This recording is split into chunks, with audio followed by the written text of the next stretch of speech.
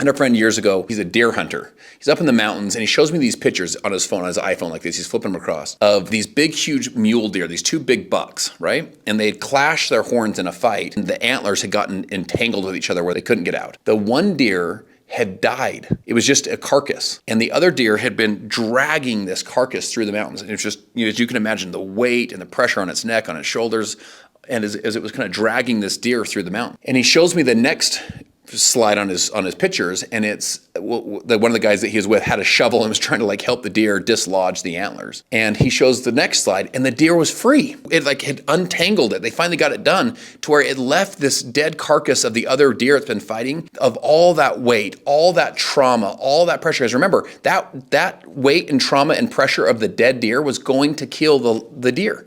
At some point, it wasn't gonna be able to live like this forever. It couldn't drag it out forever. It was dislodged. It finally was free, and it showed it walking away. And then check this out. He shows me the next picture, and guess what the next picture was? The deer did what a lot of us do. It went back to the deer that was already dead, laying there on the ground, and started fighting it again. It like went back to all the pain. It went back to the identification that it had of, this is my story, this fight, this challenge, this anger, this resentment, this betrayal, this is my story. My friend, that's not your story. Your story is how you overcame all this stuff. The story is how you went from the struggle section to the victory section.